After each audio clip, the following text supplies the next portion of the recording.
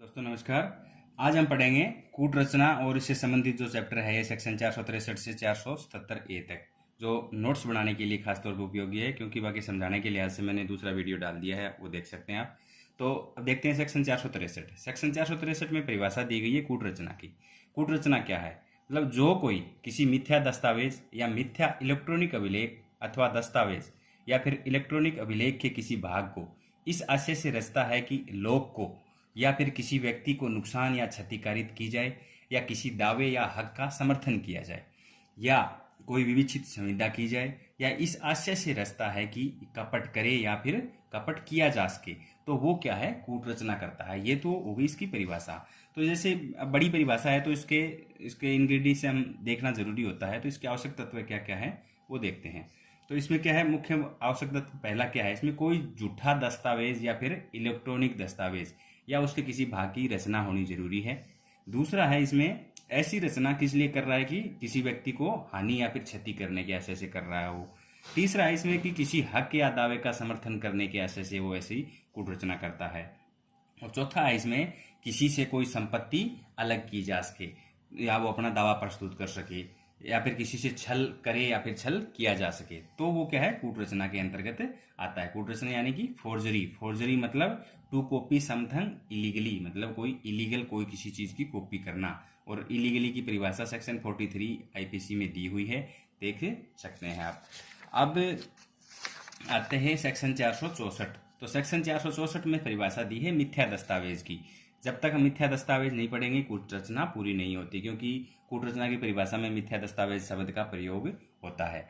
अब है, उस व्यक्ति के बारे में यह कहा जाता है कि वह मिथ्या दस्तावेज रचता है जो निम्नलिखित काम करता है, जो नीचे दिए गए हैं। पहला, जो बेईमानी से या फिर कपट पूर्वक आशय से क्या क्या कार्य करता है। पहला, किसी दस्तावेज को या दस्तावेज के किसी भाग को रचित, हस्ताक्षरित, मुद्रांकित या फिर निष्पादित करता है। दूसरा है, किसी इलेक्ट्रॉनिक दस्तावेज को या उसके भाग को रचित या पारेषित करता है। तीसरा है, इसमें किसी इलेक्ट्रॉनिक अभिलेख पर कोई चिन्ह लगाता है।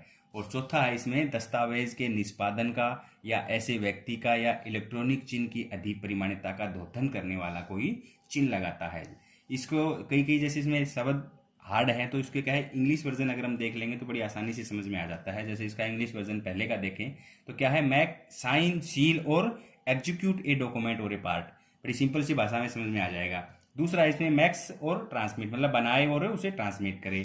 एफिक्स एनी साइन और एनी इलेक्ट्रॉनिक रिकॉर्ड। और चौथा इसमें मैक्स एनी मार्क्स और ऑथेंटिसिटी ऑफ द साइन।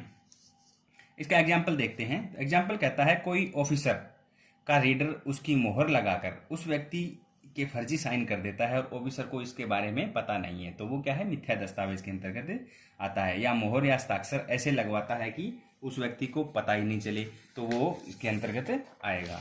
अब इसका दूसरा कहता है, इलेक्ट्रॉनिक दस्तावेज या फिर अभिलेख में या किसी भाग में कोई परिवर्तन करेगा, तो वो भी मिथ्या दस्तावेज में आ जाएगा। तीसरा है, इसमें जो किसी व्यक्ति द्वारा ये जानते हुए कि ऐसा व्यक्ति किसी दस्तावेज की विषय वस्तु को या परिवर्तन के रूप को पागल, विकृति या फिर मत्ता की हालात में होने के कारण जान नहीं सकता, उस छल के कारण जो उससे की गई है जानता नहीं है, उस दस्तावेज या इलेक्ट्रॉनिक दस्तावेज को बेईमानी से या कपट पूर्वक हस्ताक्षरित, मुद्रांकित, निष्पादित या परिवर्तित किया जाना कारित करता है, तो वो भी मिथ्या दस्तावेज के अंतर्गत आएगा। इसके एग्जाम्पल देख ले हैं तो ये चीज समझ में आ जाएगी कि मिथ्या दस्तावेज क्या क्या है। जैसे एग्जाम्पल है कि ए के पास बी द्वारा सी पे लिखा हुआ 10,000 रुपए का एक प्रत्यय पत्र है।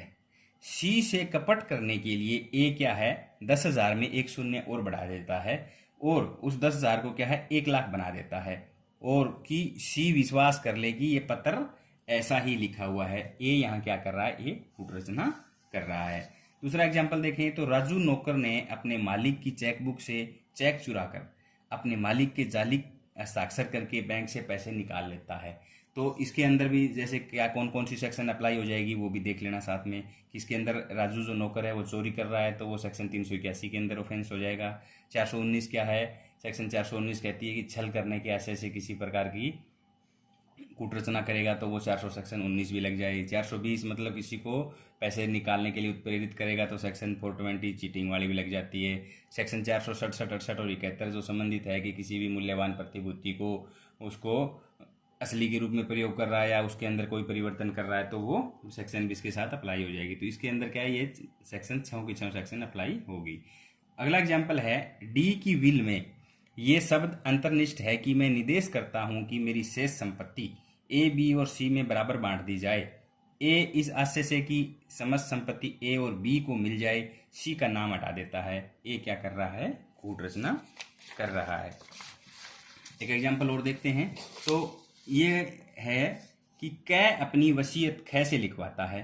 ख सा आशय उससे ऐसा नाम लिखता है जो कै ने नहीं कहा था, और कै को विल उसके आदेशानुसार तैयार की है। कै को हस्ताक्षर करने के लिए उत्प्रेरित करता है। ख क्या है, कूट रचना करता है। अगला एग्जाम्पल है, इसमें किसी व्यक्ति का स्वयं अपने नाम का हस्ताक्षर करना कूट रचना है। जैसे ए एक विनिमय पत्र पर अपने हस्ताक्षर इस आशय से करता है कि यह विश्वास कर लिया जाए कि यह विनिमय पत्र उसी के नाम के व्यक्ति ने लिखा है। क्या है, कूट रचना करता है। अब नेक्स्ट सेक्शन है सेक्शन 465। इसमें क्या है, कूट रचना के लिए दंड दिया गया है। जो कोई कूट रचना करेगा वह 2 साल तक की सजा और जुर्माना या दोनों से दंडित किया जाएगा। ये क्या है, एक सामान्य कूट रचना है जिसके अंदर और जैसे कि कूट रचना के कई पार्ट हैं, वो अलग अलग सेक्शनों में डिवाइड हैं, वो आगे देख लेते हैं। यह धारा कूट रचना करते ही लग जाती है, कोई अन्य आशय पूरा होना जरूरी नहीं है। जैसे किसी के पास नकली लाइसेंस, पासपोर्ट आदि मिलने पर यह धारा लगती है। यदि किसी व्यक्ति के पास कोई नकली कागजात पाए जाएं तो यदि वह उससे खुद ना बनाए हो और ना ही उसको इसका ज्ञान हो तो ये क्या है, अपराध के अंतर्गत नहीं आता है। अगली सेक्शन है 466। 466 कहती है कि न्यायालय के अभिलेख की या फिर लोक रजिस्टर आदि की अगर कोई कूट रचना करेगा तो इसके अंदर 7 साल की सजा और जुर्माने का प्रावधान है। सेक्शन 467। सेक्शन 467 कहती है मूल्यवान प्रतिभूति, विल इत्यादि की कूट रचना। तो पुत्र का दत्तक ग्रहण की इत्यादि की भी अगर वो करेगा तो वो भी इसके अंतर्गत आती है। इसके अंदर 10 साल तक की सजा का प्रावधान किया गया है। अब है सेक्शन 468। सेक्शन 468 क्या कहती है कि छल के रूप में प्रयोग लेने के लिए कूट रचना। अब जैसे हमने वो नौकर वाला एग्जाम्पल पढ़ा था तो उसके अंदर ये सारी सेक्शन अप्लाई हुई थी, तो इसमें 7 साल तक की सजा का प्रावधान है। अब 469। सेक्शन 469 कहती है कि ख्याति को अपहानि पहुंचाने के आशय से कूट रचना। जो कोई कूट रचना इस आशय से करेगा कि किसी व्यक्ति की रेपुटेशन को अपहानि करेगा या यह संभाव्य जानते हुए करेगा कि इस प्रयोजन से उसका उपयोग किया जाए, तो इसमें 3 साल तक की सजा और जुर्माने का प्रावधान किया गया है। अब है सेक्शन 471। तो 471 क्या कहती है कि कूट रचित का असली के रूप में प्रयोग में लाना। जो कोई यह जानते हुए या विश्वास करने का कारण रखते हुए कि उपयुक्त दस्तावेज या इलेक्ट्रॉनिक दस्तावेज कूट रचित है असली के रूप में प्रयोग में लाएगा तो वह उसी प्रकार दंडित होगा जैसे उसने स्वयं कूट रचना की हो। अगली सेक्शन 470 कहती है कूट रचित। कूट रचित की परिभाषा दी गई है।